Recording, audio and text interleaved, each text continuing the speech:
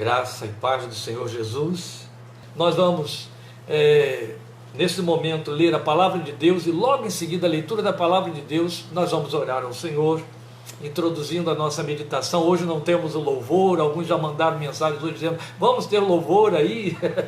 Desta vez eu não tenho acompanhamento. Hoje, na verdade, em termos de louvor, tem a Lília sozinha aí me assistindo, porque estamos desfilhados no dia de hoje. Então, hoje não temos louvor, hoje temos a palavra direta. Nós vamos ler o nosso texto em Mateus capítulo 16, versículos 13 a 19, e em seguida estaremos orando e considerando o nosso tema. O nosso assunto é confissão. Nosso tema, Senhor meu e Deus meu, que introduz o nosso assunto, que é confissão. Então, lendo Mateus capítulo 16, Evangelho, versículos 13 a 19.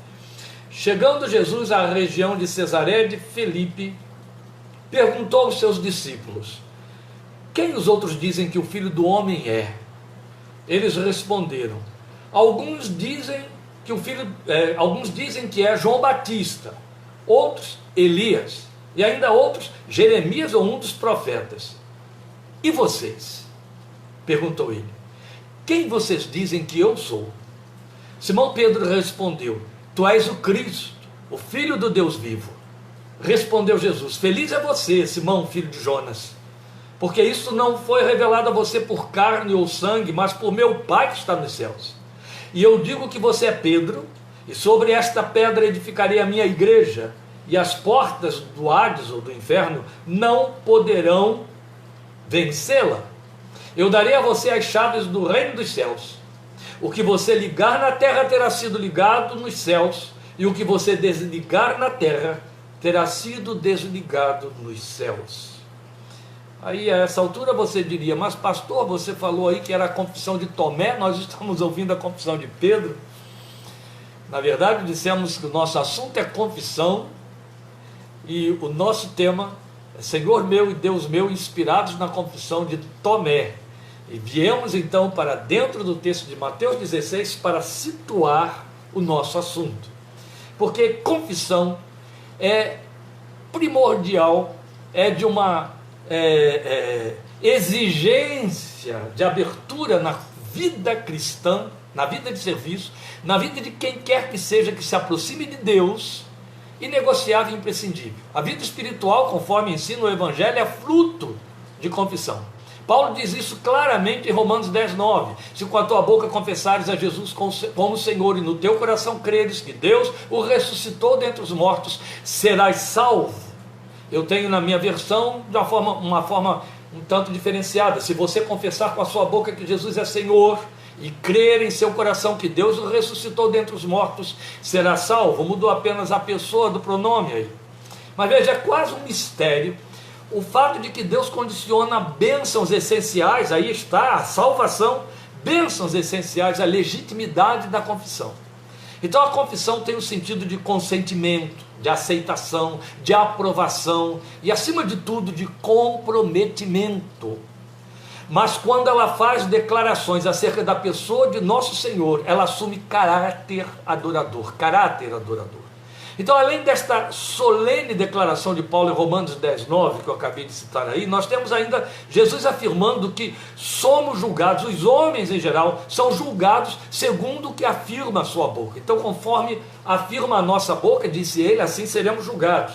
Aí afirma o Senhor disse isso, está em Mateus capítulo 12, vou ler aqui para você, versículos 36 a 37. Mas eu digo que no dia do juízo, os homens haverão de dar conta de toda a palavra inútil que tiverem falado, pois por suas palavras vocês serão absolvidos, e por suas palavras serão condenados. Se você associa esse texto, essa declaração de Jesus, em Mateus 12, com o que Paulo nos ensinou em Romanos 10, 9, você percebe o peso, o lugar que a confissão ocupa na economia de Deus, nos critérios da espiritualidade, nas regiões espirituais. Por aí, quando eu digo por aí, eu estou me referindo a esse texto de Mateus 12, essa declaração de Jesus, que se constitui também a confissão. Por aí já é quanto basta para nós vermos o comprometimento da confissão aos olhos de Deus. Mas a confissão, como eu já havia citado um pouquinho, tem ainda um caráter de adoração. Então, dependendo do que se confessa, do que se diz, essa confissão pode ser adoradora. Nós temos vários exemplos disso na relação de homens e mulheres de Deus com Ele. Começando por esta confissão de Pedro, que Jesus elogiou, essa que você tem aí no texto que nós lemos de Mateus 16. Mas paralela a ela, nós temos o mesmo Pedro, mais uma vez tomando a palavra pelo grupo, pelo colégio apostólico, para fazer uma confissão solene. Ela está em João 6,68, aquele momento em que Jesus, tendo feito um discurso que os judeus não suportaram, nem os seus seguidores. A gente sempre gosta, eu gosto, de fazer esse posicionamento que você encontra bem centrado no Evangelho. Jesus tinha discípulos e tinha seguidores. E há uma diferença muito acentuada entre um e outro grupo. Embora ele os absorvesse todos, há, em essência, uma acentuada diferença entre um e outro grupo. E é bom que se diga, em breve estaremos considerando estas coisas aqui, Jesus nos mandou fazer discípulos, não seguidores. Isso faz bastante diferença. Então, dentre todo aquele grupo, lá estava um grupo muito grande de seguidores, e eles não suportaram aquele discurso de Jesus em João 6, quando ele falou sobre comer a carne, sua carne, comer o sangue, o seu sangue, beber o sangue, perdão, o seu sangue, para termos vida com ele. E o discurso lhes pareceu tão duro e tão difícil de suportar que eles foram embora. Eles viraram as costas como se dissessem: fique aí falando sozinho, fica aí você com suas ideias, não queremos saber disso. E foram todos, ficaram os 12. Jesus olha para os 12 e, sem pestanejar, pergunta a eles: vocês também não querem ir? É quando Pedro toma a palavra, e naquele contexto, naquele vazio, naquele silêncio de rejeição que se projetou, a voz de Pedro ressoa como uma confissão que chega até o céu. E o texto de João 6,68 registra para nós: Simão Pedro lhe respondeu: Senhor, para quem iremos? Tu tens as palavras da vida eterna. Via de regra, algumas pessoas acrescentam: só tu tens as palavras da vida eterna, o que é absolutamente verdadeiro. Tu tens as palavras de vida eterna. Não só pelo contexto, mas pelo peso desta declaração em si mesma.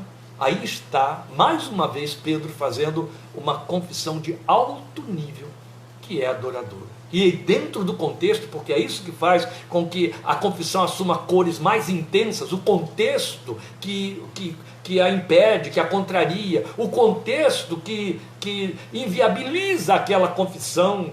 A história da igreja está pontilhada disso. Nós temos isso dentro do século que acabamos de fechar, o século XX. Toda aquela história de perseguição dos cristãos pelo comunismo ateísta, da antiga União Soviética, mas não só, ainda nos dias de hoje, em regiões onde os cristãos são perseguidos até com morte.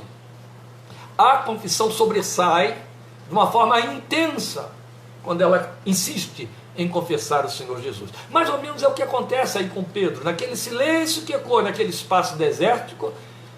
A sua confissão declara a verdade que adora pela segunda vez. Então, ao lado da confissão vista, naquele texto nosso de Mateus 16, em que Jesus está perguntando o que os homens dizem que eu sou, e vocês o que dizem? Nós temos outra solene confissão adoradora. Para mim ela é um superlativo da fé. É a confissão de Marta, irmã de Maria e de Lázaro, como está registrado em João 11, 27. Quando você lê assim em passão, ou quando você lê sem se deter sobre o texto, ela não sobressai tanto, ela não parece tão importante, a não ser que você se detenha sobre os detalhes. Jesus faz uma pergunta para ela, dentro de um contexto, na verdade, ele faz uma palavra de consolação, ele leva uma palavra de consolação, porque o contexto era o luto que já durava há 4 dias pelo Lázaro, que havia morrido e estava sepultado, e Jesus disse: se tu creres, teu irmão há de ressuscitar, tu crês nisso? Ela poderia ter dito sim ou não, mas o contexto em que ela já tinha exposto a sua dor de luto: Senhor, se tu estivesses aqui, meu irmão não teria morrido. A semelhança de Maria, Maria disse a mesma coisa. De repente a gente encontra Marta respondendo a esta pergunta de Jesus com uma confissão adoradora de alto calibre. Ela lhe respondeu: sim, Senhor, eu tenho crido que tu és o Cristo, o Filho de Deus que devia vir ao mundo. É muito bonito, a minha versão coloca o verbo com esta composição: eu tenho crido. As versões mais antigas colocam eu creio, mas o texto, a expressão saída da boca de Marta, que o texto grego registra e que tradutores mais modernos então preservaram, é uma composição, é uma locução verbal, e ela diz eu tenho crido. Isso tem muito mais reforço do que eu creio, porque quando ela diz eu tenho crido, quanta diferença faz, meus queridos. O contexto era de luto. Eu lembro aqui a vocês que ela havia se queixado minutos antes, quando Jesus chegou, porque o irmão morreu, e ela estava dizendo, e ali há uma acusação velada: se tu estivesses aqui, meu irmão não teria morrido. Ora, todos nós que conhecemos a história, que lemos o texto de João 11, sabemos que ela mandou um recado para Jesus quando ele estava em Jerusalém, dizendo: Lázaro, aquele a quem tu amas, está doente. E Jesus não apareceu lá. É evidente que esse bilhete tinha uma súplica embutida: vem aqui para curá-lo da sua doença. O Senhor faz isso. Ele não foi, não chegou, e quando chegou, Lázaro já estava sepultado há 4 dias. Muito sério, não é? Aí imediatamente ela vai dizer com dor: se tu estivesses aqui, meu irmão não teria morrido. E quando Jesus então fala da esperança da ressurreição, da promessa da ressurreição: tu crês nisto, Marta? Ela poderia ter dito sim, ou então não creio mais. Mas a resposta dessa mulher é: eu tenho crido. Quer dizer, meu irmão, tu não vieste, meu irmão morreu, meu irmão foi sepultado, e eu continuo crendo que tu és o Cristo, o Filho de Deus, que devia vir ao mundo. Isso é lindo demais, especialmente num tempo em que nós temos visto que pessoas têm feito a fé, a confissão, o trânsito por dentro de igrejas, e até por conta de estarem sendo espicaçadas dentro das igrejas, a esse tipo de confissão, sendo transformadas em meros seguidores, fazendo troca, a fé como moeda de troca de benesses espirituais. E aí, quando Deus não atende, quando então se sentem frustradas, a confissão vira. A primeira coisa que vira é o endereço que mudam da igreja, e depois vão mudando de outras coisas também. Não estou fazendo aqui mera crítica, é uma denúncia de um fato que aí eu vivencio isso como pastor, e isso é grave e é sério. Esse é o tipo de clientela que se fabricou no mundo evangélico brasileiro e em outros lugares também, desse tempo. E aí é muito sério, não é? Mas essa mulher disse: eu tenho crido, Senhor, tu és o Cristo, Filho de Deus, que devia vir ao mundo. O irmão ainda estava morto e sepultado lá dentro. Ela nem poderia imaginar que Jesus estava fazendo uma promessa de ressurreição para aquele momento, ressurreição presente. Eu imagino o que não teria Marta dito depois que Lázaro saiu de dentro da sepultura. Não é lindo pensar isso? É sim. Então a confissão dessa mulher é adoradora ao extremo. É aquele tipo de confissão que eu apontei ainda há pouco, onde tudo contraria, onde tudo investe na oposição, sabe? Como aconteceu com Abraão. A Bíblia diz: esperando contra a esperança, o corpo desvanecendo, o de Sara também, mas esse homem continuou crendo numa promessa que Deus fez, e sobre a qual já haviam corrido não apenas 2 décadas, mas a decrepitude do corpo que invalidava, que inviabilizava o cumprimento da promessa. Mas ele estava firme de que aquele que prometeu era poderoso para cumprir. Aleluia. Temos depois então esse brado de rendição, que deu o título aqui para a nossa meditação, que faz a confissão do incrédulo arrependido, Tomé, diante do Senhor ressuscitado. É o nosso texto de João, capítulo 20, versículos 24 a 28, eu vou ler aqui para você. Tomé, chamado Dídimo, um dos 12, não estava com os discípulos quando Jesus apareceu. Os outros discípulos lhe disseram: vimos o Senhor. Mas ele lhes disse: se eu não vir as marcas dos pregos nas suas mãos, não colocar o meu dedo onde estavam os pregos, e não puser a minha mão no seu lado, não crerei. 1 semana mais tarde, os seus discípulos estavam outra vez ali, e Tomé com eles. Apesar de estarem trancadas as portas, Jesus entrou, pôs-se no meio deles e disse: paz seja com vocês. E Jesus disse a Tomé: coloque o seu dedo aqui, veja as minhas mãos, estenda a mão e coloque-a no meu lado. Pare de duvidar e creia. Disse-lhe Tomé: Senhor meu e Deus meu. É interessante que o texto de João não diz que ele fez o que Jesus mandou. Ele olhou as mãos de Jesus, mas o texto não diz que ele botou a mão lá no lado de Jesus para encontrar o rasgo da lança. O texto não diz que ele pôs mesmo o dedo nas feridas. Mas ele viu o Senhor ali. E ele viu aquelas marcas. E a única coisa que pôde sair pela boca de Tomé, e não poderia ser diferente, foi uma confissão adoradora: Senhor meu e Deus meu. Muito lindo. Porque esta é a primeira vez, ô pastor, isso é novidade, então aponta aí, anota. É a primeira vez que um seguidor de Jesus o chama de Deus. Ô pastor, todos eles diziam, tu és o Filho de Deus. Sim, o Filho de Deus, e aí reconheciam a sua divindade. Mas chamá-lo de Deus, e meu Deus, Deus meu, opa, não é lindo? O sujeito pular de uma incredulidade sobre a magna promessa da fé cristã para uma confissão desse naipe, é belo demais. E tal brado então equivaleu a uma confissão adoradora, ela nos serve de parâmetro. Tomé o confessava como Deus, como seu Deus, e na mesma medida seu Senhor, porque era uma confissão com possessivo, era uma confissão com particularidades. Aí chama a nossa atenção o fato de que era o que via nele, o que Tomé via nele, o que motivava a sua confissão. E é nesse sentido que ela se transforma em adoração, entende? Às vezes nós confundimos gratidão com adoração. A gratidão inclui a adoração, mas não tem poder para gerar uma confissão, de jeito nenhum. Porque a confissão declara o que nele vê, e então assume crer. E a gratidão declara o que viu acontecer. E ela pode ter o fôlego que dura até o tempo de um novo não acontecer. Mas a confissão é diferente. A confissão vê quem faz acontecer. Amém? E aí ela é adoradora, ela forma compromisso, ela gera aliança, porque quem confessa assume crer. Então todas essas confissões que citamos aqui agora são da mais profunda e sensível adoração. Elas cerram fileira com a mais sublime de todas.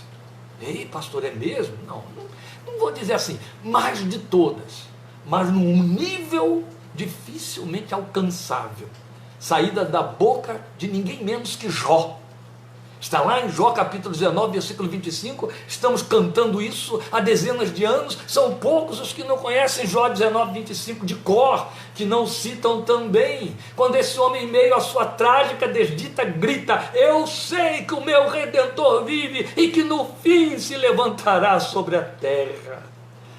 Ele diz isso naquele contexto em que as confissões assumem o suprassumo da adoração, que anjo nenhum consegue equiparar. É isso o que faz com que Paulo nos diga, como estivemos vendo aqui semana passada, quarta-feira, que somos espetáculo tanto a anjos quanto a homens.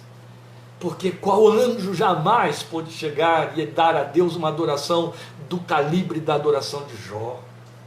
Jó adora a Deus no meio da mais tremenda desgraça, não apenas no meio da mais tremenda desgraça, em que tudo que aconteceu, destruindo todas as suas esperanças e toda a sua piedade, tentando destruir a sua piedade, ainda estava recebendo o acossamento dos seus amigos que ficavam tentando dizer, Deus está contra você, Deus está contra você, porque você pecou, que coisa terrível. Mas é no meio disso tudo, no meio daquela situação tão desesperadora, em que ele já havia dito para os seus amigos, vocês são consoladores molestos, esse homem grita, esse grito de adoração extraordinário.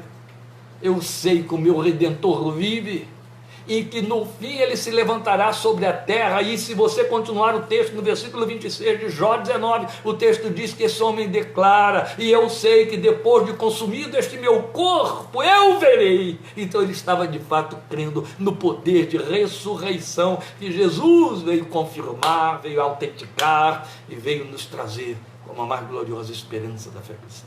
Lá estava, no pior momento possível, a mais adorável e profunda declaração na história de um homem. A história recente da igreja traz relatos de confissões magníficas semelhantes. Eu acabei de lembrar a vocês aqui, e você tem isso aí em diversos livros devocionais, os confessores debaixo de perseguição atroz, década de 1970 e outras mais, não é assim? Mas há outras ainda que absolutamente simples, são muito significativas. Se você ler Refúgio Secreto de Corrie ten Boom, a história de Corrie ten Boom, ali tem um ponto de uma beleza ímpar, quando o texto, a história conta para nós, a história dela, de que ela chega lá no lugar onde está presa, e com sua irmã e com seu pai, pelos nazistas. Elas foram presas, estavam no campo de concentração, sofrendo agruras indizíveis. É importante que você leia o livro, veja filmes, correlatos. E ela encontra lá uma polonesa que estava incomodando todo mundo, presa também, porque não parava de chorar e de gemer, e aquilo varava a noite, varava a madrugada, estava aumentando o sofrimento e o desespero daquelas mulheres. Mas ela era polonesa e Corrie ten Boom holandesa, e duas línguas que não se encaixavam. Então ela não sabia falar polonês, mas ela conhecia uma palavra em polonês. E ela encostou-se do lado da mulher, colocou o braço sobre os ombros da mulher e começou a pronunciar a única palavra que ela podia dizer na língua da mulher: Jesus, em polonês. E a mulher parou, olhou para ela e ela só ficou fazendo isso. Braço sobre os ombros da polonesa sofrida e repetindo, Jesus, Jesus, Jesus, Jesus, Jesus. A polonesa começou a acompanhá-la e também foi repetindo: Jesus, Jesus, Jesus. Leia a história. Você vai se impressionar ouvindo Corrie ten Boom dizer que em dado momento aquela mulher começa a adorar quando invoca Jesus, começa a dizer o Jesus com leveza, começa a dizer Jesus com mais doçura, e aquele Jesus pronunciado vai mudando de tópico, ele vai mudando de expressão, ele vai mudando de entonação, vai deixando de ser choro, vai deixando de ser súplica para ser adoração, adoração, adoração, e a mulher repousa, descansa, porque o refrigério daquele que refrigera a nossa alma atendeu aquela invocação de uma única palavra: confissão, dentro de um contexto de inferno. Essas pérolas preciosas, meus queridos, de confissão, flutuam por aí na vida da igreja ainda nos dias de hoje. Eu volto a lembrar a você, volto a dizer: anjos não podem fazer isso.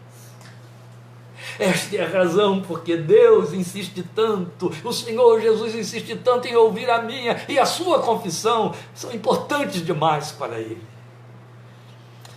E é assim. Nós poderíamos ainda alinhar a todas essas aí o fato de Silas e Paulo, pés presos ao tronco nos fundos da cadeia de Filipos, costas lanhadas, sem poderem dormir, à meia-noite, e entoando cânticos de louvor a Deus, que os demais presos podiam ouvir. São superlativos. Quando estivemos pregando aí sobre uma oitava acima, falamos sobre isso, pontuamos essas pérolas. O Senhor busca adoradores que o adorem em espírito e em verdade. E se essas confissões aqui alinhavadas não se prestaram a isso, então vã seria confessar e adorar, pode ter certeza. Mas o Senhor faz questão da nossa confissão a seu respeito. Ele deixou claro isso, quando ele disse em Mateus 10, 32 a 33, que os homens precisam confessá-lo. Eu vou ler para você, Mateus 10, 32 a 33, o texto diz: quem, pois, me confessar diante dos homens, é Jesus, Senhor, quem está falando. Quem me confessar diante dos homens, eu também o confessarei diante do meu Pai que está nos céus. Mas aquele que me negar diante dos homens, eu também o negarei diante do meu Pai que está nos céus. Eu não vou entrar em detalhes aqui para tentar aplicar, para tentar desdobrar, tentar explicar Mateus 10, 32 a 33, o teor, o caráter dessa confissão, o conteúdo dessa confissão. Não. Importa saber que Jesus disse que ou você confessa ou nega. Se você confessa, ele confessa. Se você nega, ele nega. Isso é muito sério. É a um só tempo belo e trágico. E por que a confissão é importante? Pelo simples fato de que Jesus revelou seu particular interesse nela. Isso aí já é o suficiente, mas também porque ela cria vinculações entre nós e aquilo com que a confissão nos compromete, ou aquele, melhor dizendo, com quem a confissão nos compromete, porque como começamos dizendo, a confissão compromete. E é justamente o que eu quero agora, em última instância, declinar desse nosso texto de Mateus 16. Eu não vou fazer uma exposição de Mateus 16, não preciso. Ele é a exposição do nosso tema, mas o tema não faz a exposição dele. Jesus queria saber o que o povo, o que as multidões, os de fora, diziam a respeito dele. Mas uma pergunta que cabe aqui é se de fato o Senhor precisava saber disso através de seus discípulos. Aquele era um momento especial. Ele estava só com eles. E aí ele pergunta: o que o povo diz a meu respeito? Está escrito em Marcos, povo. Em Lucas está registrado o que diz a multidão a meu respeito. Então, ele estava querendo saber o que o populacho estava falando. E aí volta a pergunta: ele precisava saber disso através de seus discípulos? Porque o que diziam, ele já sabia, até pelo próprio Herodes, até pelo que o Herodes pensava a seu respeito. Herodes achava que ele foi João Batista, que ele havia mandado decapitar, que havia ressuscitado. Em João capítulo 9, João capítulo 10, nós vamos encontrar vários enfrentamentos do Senhor com os líderes dos fariseus, embates em que eles declaravam e questionavam a sua origem, a sua autoridade. Ele estava ali ouvindo também, ele ouviu também, o povo dizer que ele era apenas um carpinteiro de família conhecida, conheciam seus irmãos, seus pais, está lá nos textos de João 9 e de João 10. E ainda havia aqueles que estavam dizendo, entre os líderes religiosos, que ele tinha demônios, e que agia por meio desses demônios. Então ele sabia, ele ouvia de viva voz o que o povo dizia a seu respeito, mas ele queria ouvir isso dos seus. E é aqui que reside a questão. É aqui que nós temos uma lição significativa para nós, para mim e para você. Era importante, por conta da pergunta que ele lhes dirigiria logo em seguida, porque ouvir muitas opiniões pode incorrer em contaminação e reformulação de ideias. Esta é a razão porque Paulo nos adverte dizendo que devemos ter cautela, devemos ter cuidado, porque as más conversações corrompem os bons costumes. Nós vivemos num tempo de tanto descuido com respeito ao que entra pelos ouvidos e o que sai pela nossa boca, que com muita familiaridade, com muita pertinência, chocarrices, achincalhamentos saem pela boca dos crentes, repetindo aquilo que vão ouvindo de outros. Há aqueles que permitem que outros lhes digam o que pensam a respeito de Jesus da forma mais aviltante possível, e eles permitem isso. Jesus sabia que os ouvidos de seus discípulos, tanto quanto os dele, estavam cheios de confissões distorcidas a seu respeito. Ele também, conhecendo a natureza humana, sabia quanto que isso contamina, quanto que polui. Entende? Quanta coisa de ruim poderia estar se mesclando e se misturando. Afinal de contas, vamos lembrar, ali no meio do grupo havia um Judas, que a despeito de tudo que viu, de tudo que ouviu, não hesitou em trair o Senhor. Não é verdade? Percebem aí que Tomé estava ausente no dia que Jesus aparece, e só se reúne com a igreja outra vez uma semana depois, a semelhança dos crentes do dia de hoje, é domingo, né? E agora com a pandemia nem aos domingos. Mas aí, voltando aqui, fechando parênteses, Tomé não participou do grupo, não estava junto. Se você ler a sua Bíblia com mais cuidado, em João 20, você vai descobrir que eles estavam todos juntos, de portas fechadas, com medo dos judeus, mas Tomé não estava lá. O que levou Tomé a se distanciar? O que levou Tomé a ficar... Bem, não quero criar situações a respeito de Tomé, mas Tomé me mostra que quando vem a notícia do grupo de homens de absoluto crédito, dizendo, vimos o Senhor, Ele ressuscitou, se eu também não vi, se eu não achar que é aquele corpo mesmo, que foi furado na cruz, eu não crerei. Uma semana deve ter sido suficiente para esvaziar toda a fé, toda a capacidade de crer e de confessar. Por isso era muito importante que Jesus ouvisse deles o que eles sabiam que estavam dizendo, e depois que eles disseram, eles estão por aí dizendo que, uns dizem que você é reencarnação de profetas antigos, como Jeremias ou Elias, outros estão por aí dizendo que você pode ter sido incorporação de João Batista que morreu recentemente, ou uma ressuscitação dele, recentemente decapitado, hipóteses ridículas e absurdas, mas que eles preferiam a ideia de vê-lo como filho de Deus. E Jesus queria saber, vocês estão sabendo que andam falando aí a meu respeito? Eles então dizem que sabiam. Olha como eles estavam ouvindo. Entende? É então quando o Senhor se dirige para eles e diz, mas e vocês? Quem vocês dizem que eu sou? como era importante ouvir deles o que eles pensavam. E aí que temos a gloriosa, magna confissão de Pedro, tomando a palavra pelo grupo. Tu és o Cristo, o Filho do Deus vivo. E aí o Senhor diz outra coisa muito bela sobre isso aí. Então era hora de permitir a eles fazerem a sua confissão pessoal própria, em meio a tantas opiniões confessionais. Daí Pedro falar por todos.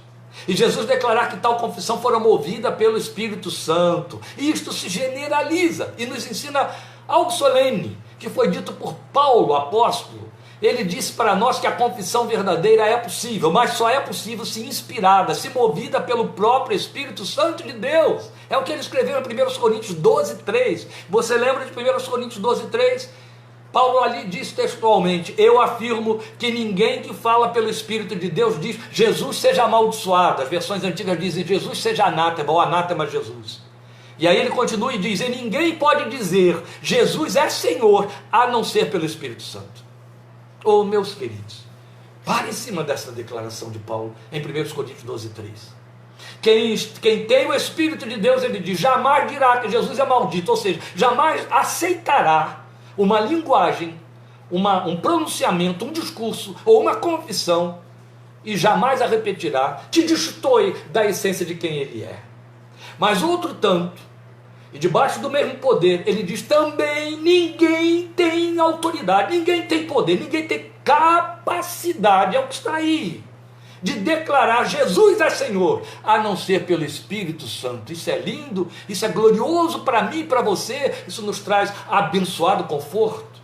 Como esta informação é importante? Porque ela estabelece que a confissão não é mero resultado de um sentimento, de uma dedução lógica, de um efeito emocional de um culto, mas é uma declaração feita dentro de esfera espiritual, é transcendental, em última análise é um ato de fé, tem veiculação humana, mas é movida, motivada pelo Espírito de Deus, que é a sua inspiração e a sua origem.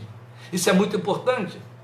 Lloyd Jones escreveu que, e ele crê nisso, eu também creio, e ele registrou isso no seu comentário de Romanos capítulo 8, que ele entende que as orações que fazemos e que Deus ouve são aquelas que o Espírito Santo mesmo inspira. E aí, confirmando ou concordando com o mesmo Paulo escrevendo aos Coríntios, aquele que conhece a mente do Espírito. Então, de igual maneira, Paulo está dizendo aqui que você só declarou o senhorio de Jesus porque o Espírito de Deus te moveu a isso. Não foi só dedução lógica, não foi um assentir diante de evidências, não.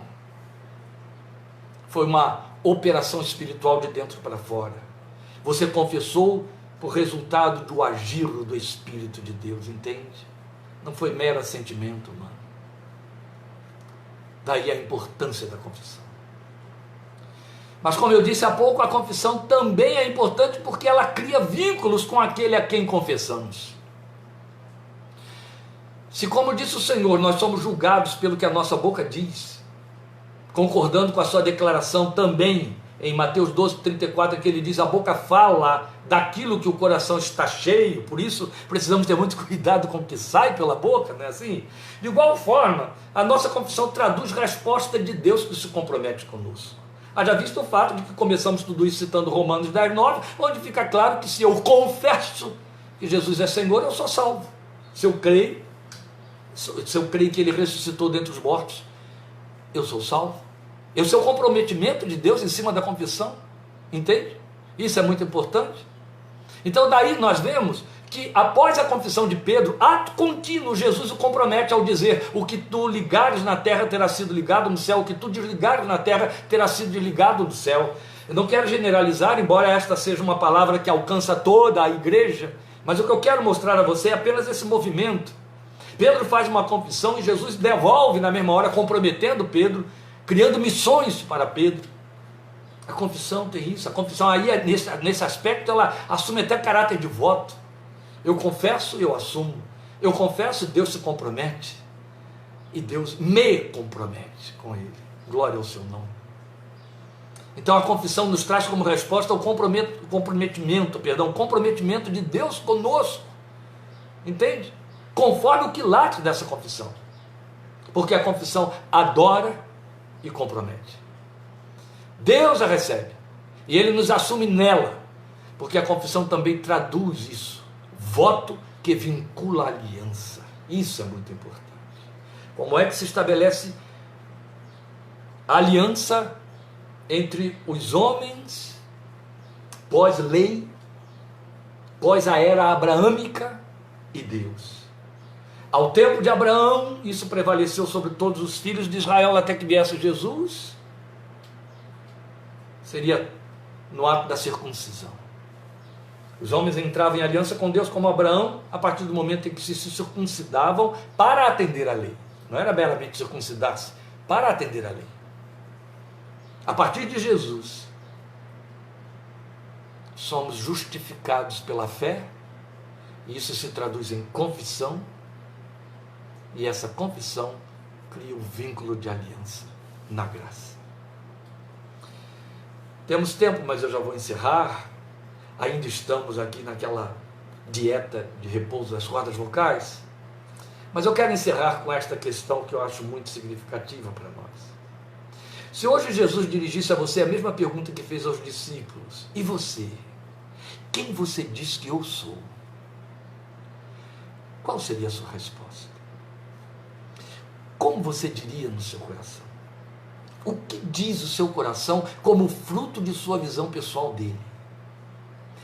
Quem é ele para você? Não vou dirigir seu pensamento, isso seria falso. Mas não posso deixar de colocar aqui uma advertência.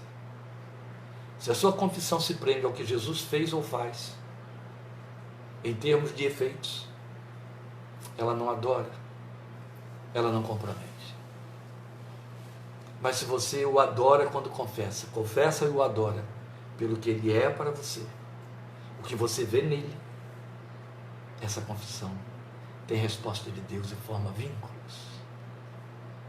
Gosto muito, termino com isso, de pensar em cima de um texto em Apocalipse capítulo 19, quando numa das visões de João ele vê aquele que cavalgava um cavalo branco, então ele vê quem ele era, aí ele vê o que está escrito na sua cabeça, ele vê a coroa, ele vê o que está escrito na sua testa, ele vê o que está escrito na sua coxa. Tem vários nomes, tem muitos nomes. E dentre os nomes que tem aquele que sabemos que é Jesus, lá está escrito que havia ali escrito um nome que ninguém conhece, somente aquele que tem esse nome. Sabe por que eu gosto de pensar em cima desse texto? Quando eu estive pregando uma igreja em Além, Paraíba, trabalhamos com isso aí, Deus nos encheu de sua presença, foi muito gostoso. Quando você chegar na presença dele, você lhe dará o nome que só estará entre você e ele, produto do que você vive e sente, do que você aprendeu com ele, entende? É isso. Os que me conhecem de perto, além da minha própria família, sabem que há 49 anos e meio eu o confesso como meu Emanuel, o companheiro pessoal de toda a minha vida. Foi a minha primeira visão dele, minha primeira experiência com ele na manhã da minha conversão. A conversão se deu, uma experiência genuína do Espírito de Deus, na noite de um sábado, na manhã do domingo. Eu estava dizendo para ele, sem saber desta palavra que eu não conhecia a Bíblia: tu és o meu companheiro. Depois fui achar na Bíblia, Emanuel, Deus conosco, Deus companheiro. Glória ao seu santo nome. Como você o confessa? O que você vê nele? A oração que eu não fiz no início, eu vou fazer agora para a gente terminar. Amém? Então vamos orar. Glória ao teu santo nome, Emanuel divino, Cristo de Deus, Senhor de toda a terra, e aquele que está cercado de majestade que virá. Glória ao teu nome. Glória ao teu nome, Redentor dos homens, Redentor da nossa alma. Glória ao teu nome, palavra viva de Deus, que nos atrai. E a cada semana, a cada dia da semana, a cada encontro que temos e abrimos a tua palavra, seja através da mídia, seja em presença, em cultos presenciais, nós estamos te invocando, nós estamos te ouvindo, nós estamos vivenciando tua presença. Glória a ti, porque disseste exatamente isto: onde houver 2 ou mais reunidos em meu nome, ali eu estarei no meio deles. Ó Deus, neste momento nós somos centenas, através desta mídia, e tu estás aqui. Aleluia, Deus presente. Quantos títulos nosso coração gostaria de declinar diante de Ti, Senhor Jesus, para Te adorar, o que vemos em Ti, o que Tu és. A mente passeia pela Tua palavra, Salmo 45, Salmo 23, passeia por João 11, vai lá em Apocalipse, oh Deus, são tantos títulos, Cordeiro de Deus, cada um deles tem um impacto na nossa fé, cada um deles tem um peso, Senhor Jesus, de realização espiritual, cada um deles tem uma renovação de esperança, porque é tudo que Tu és, aleluia, e nós Te adoramos por isso. Aqui estamos como pobres adoradores, porque a nossa adoração é pobre, mas na verdade é profundamente verdadeira e justa, porque é a adoração do que o coração vive, é a adoração do que podemos experimentar, e ela é feita no meio dos escombros do nosso viver, acossado por dores, por angústias, por ansiedades, às vezes por lágrimas, lágrimas de perda, lágrimas de luto, lágrimas de enfermidade, gemidos de aflições, porque somos homens, somos mulheres, somos temporais, somos finitos, trabalhamos com o suor do nosso rosto para comer o nosso pão, e no meio dessa nossa luta temporal, quando não temos asas para levantar voo e escapar de situações sinistras, não somos anjos, somos homens, limitados e presos na esfera deste planeta, mas nós Te achamos, nós Te vivemos, nós Te conhecemos, nós Te sentimos, nós temos a Ti, aleluia, e então podemos Te adorar, e Tu és o linimento, Tu és o bálsamo, Tu és a renovação da esperança, Tu és o refrigério, e eu sei que a adoração que podemos prestar a Ti, por mínima que seja, não pode se equiparar ao que os anjos Te dão, porque eles não vivem a experiência da nossa realidade temporal, e de homens que pecam, mas mesmo pecando, nós corremos para o Cristo Cordeiro, Cristo Perdoador, a oferta viva de nosso resgate, o advogado da nossa alma diante do Pai, aleluia, Te adoramos pelo que Tu és para nós, Te adoramos por quem és, Cristo de Deus, Messias bendito, Te dizemos que recebas na nossa adoração a nossa expressão de amor, esse amor que na fraqueza de Pedro nós não nos equiparamos, nós não temos como ir muito além para dizer o que Tu queres ouvir, mas Tu aceitas o que dizemos, Te amamos com esse amor tão humano, mas verdadeiro, Senhor, porque foi conquistado por Ti na medida daquilo que João um dia disse, nós o amamos a Ele, porque Ele nos amou primeiro. Sim, nosso amor é apenas eco do que Tu revelaste a nós, aleluia, glória ao Teu santo nome, obrigado por quem és, ó Cristo de Deus, Te adoramos, repousa a Tua bênção, da Tua presença doce e gloriosa sobre a vida de Teus filhos, levando linimentos, levando refrigério, levando graça, conforto, ânimo, esperança renovada, de maneira que o Senhor tenha em cada lar aqui representado adoradores que Te adorem em espírito e em verdade, tal como buscas, e nos disse o Senhor Jesus, eis-nos aqui, como adoradores que rogam a Ti, Espírito Santo de Deus, ensina-nos a adorar o Cordeiro de Deus em espírito e em verdade, hoje e para sempre, é no bendito nome do Salvador Jesus que oramos e Te agradecemos, aleluia, amém, amém. Deus te abençoe, guarde, fortaleça, encha a sua vida da sua presença. Estaremos juntos quarta-feira, 20h30, querendo Deus, e no próximo domingo, dia 13, 17h30 outra vez. Deus te abençoe e obrigado por sua companhia.